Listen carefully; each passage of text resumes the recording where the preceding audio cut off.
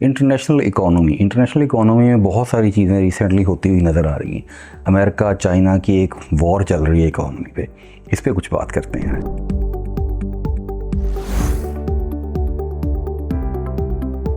America ने क्या किया है, अभी अमेरिकन प्रेसिडेंट की रिजीम चेंज हुई है, नए प्रेसिडेंट आए हैं। उन्होंने आते ही बहुत सारी इंपोर्ट पे ड्यूटीज़ ऐड कर दी हैं और ये ड्यूटीज़ बहुत हैवी हैं, जो कि 29-26% से स्टार्ट होते हुए अप टू 80% तक जा रही हैं, जिसमें मेन हदफ उन्होंने जो बनाया है वो चाइना को बनाया है।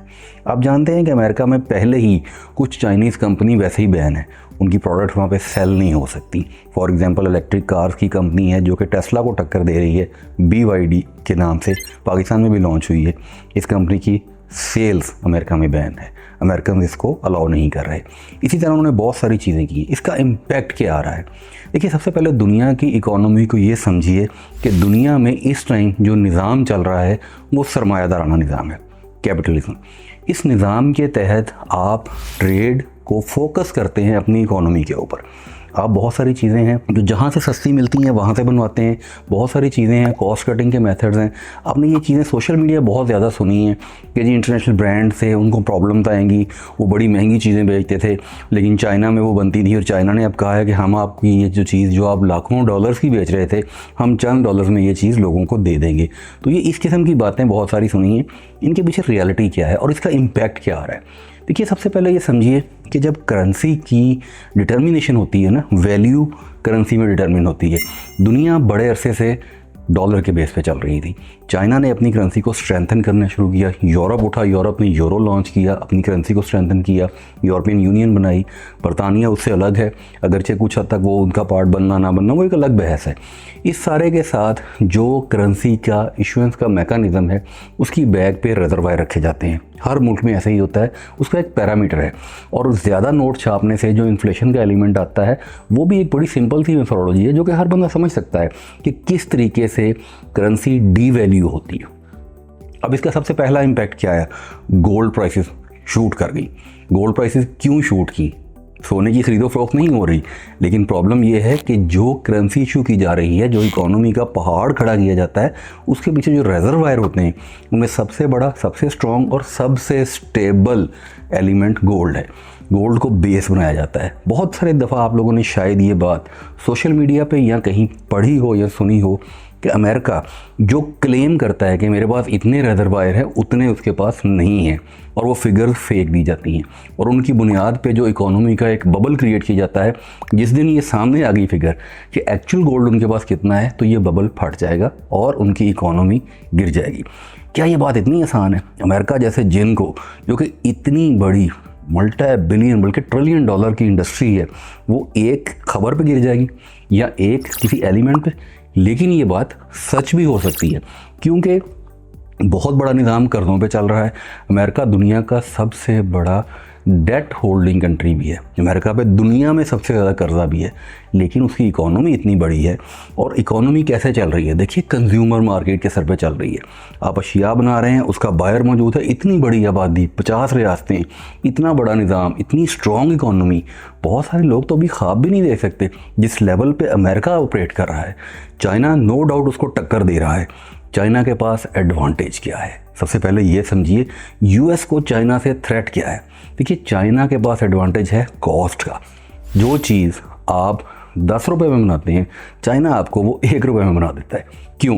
क्योंकि उसने जो अपना इंडस्ट्री का इंफ्रास्ट्रक्चर बनाया है ना, वो इस तरह से डिज़ाइन किया है कि उनकी कॉस्ट बहुत कम है। आपकी दुनिया की हर प्रोडक्ट चाइना में बन रही है। बहुत सारी चीज़ें, आपके मोबाइल फ़ोन्स चाइना में बन रहे हैं, आपकी गाड़ियाँ चाइना में बन रही हैं, आपके स्पेयर पार्ट्स चाइना में बन रहे हैं। और हाई एंड से लेके लो एंड तक, यानी सस्ती अशिया से लेके महंगी तरीन अशिया तक चाइना बना रहा है और पूरी दुनिया को एक्सपोर्ट कर रहा है। अब इम्पैक्ट क्या आया? अमेरिकन प्रेसिडेंट ने चाइनीज़ प्रोडक्ट्स पे पाबंदी लगाई, उसके साथ बाकी दुनिया पर भी उन्होंने ड्यूटीज़ लगाई है। उसका फौरी इम्पैक्ट क्या आया कि वहाँ के जो इम्पोर्टर्स हैं वो एक दफ़ा होल्ड पे चले जाएंगे, इकोनॉमी एक दफ़ा स्लो डाउन हो जाएगी। पाकिस्तान से बहुत सारे लोग हैं जो कि अमेरिका मुख्तलिफ अशिया भिजवाते हैं, उनका भी एक दफ़ा ऑर्डर्स रुकेंगे, थोड़ी सी स्लो डाउन होगी चीज़ें। फिर उसके बाद वो नई ड्यूटी के मुताबिक प्राइसेस कैलकुलेट करेंगे, मार्केट पे उसका प्रेशर जाएगा, वहाँ पे महंगाई होगी और उसके बाद वो दोबारा से स्टेबल होना शुरू हो जाएंगी, क्योंकि जो ज़रूरी अशिया हैं उनकी खरीदो फरोख्त होनी है। आप एक बड़ी कॉमन सी चीज़ अंडरस्टैंड कीजिए, आप एक बंदे को एक लग्जरी की, एक नेसेसिटी की आदत लगा देते हैं तो उसने वो परचेजिंग करनी ही करनी है।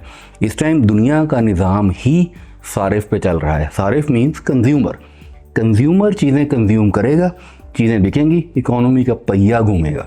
तो ये वो निज़ाम है जिस पे दुनिया चल रही है। और अमेरिका की इस पॉलिसी को काउंटर करने के लिए चाइना क्या करने जा रहा है? चाइना उससे ज़्यादा ड्यूटियाँ लगा रहा है अमेरिकन प्रोडक्ट्स को, क्योंकि अमेरिकन बहुत सारी प्रोडक्ट भी चाइना जा रही हैं।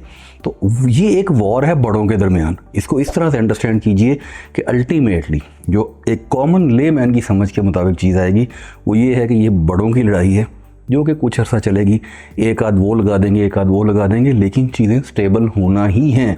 बिकॉज दुनिया अभी इसी निज़ाम पे चल रही है, दुनिया सरमायादाराना निज़ाम पे ही चल रही है। और ये निज़ाम कोई रेवोल्यूशनरी चेंज ना आ जाए, तो ये निज़ाम अभी ऐसे ही चलना है। और इसमें प्रोडक्ट्स, मार्केट, कंज्यूमर्स, इसका जो रोल है ये इतना स्ट्रॉन्ग है। दुनिया की एक बहुत बड़ी आबादी, मोर देन 50% आबादी इस खित्ते में, जिसमें चाइना, इंडिया, पाकिस्तान, बांग्लादेश, अगर आप चले जाएं फार ईस्ट एशिया में, चले जाएं ऊपर सेंट्रल एशिया में, तो ये सारा अगर आप खित्ता एक्यूमुलेट करें तो दुनिया की मेजर आबादी, मेजर पॉपुलेशन यहाँ पे है। तो कंज्यूमर कहाँ पे बैठा है? आपने अशिया बना के बेचनी किसको है? आपने चीज़ें बनानी है तो आपने सेल किसको करनी है? तो ये कंज्यूमर मार्केट के हवाले से जो चीज़ें चल रही हैं, इसमें इकोनॉमिक वॉर हमेशा से रही है, हमेशा रहेगी। दुनिया में ये निज़ाम चलते रहे हैं, मुस्लिम निज़ाम आते रहे हैं, अभी भी ये चलेंगे। इन सारी चीज़ों का इम्पैक्ट क्या आता है फौरी तौर पे वो मैंने आपको बताया कि अमेरिकन इकोनॉमी पे क्या इम्पैक्ट आएगा और चाइनीज़ इकोनॉमी पे क्या इम्पैक्ट आएगा।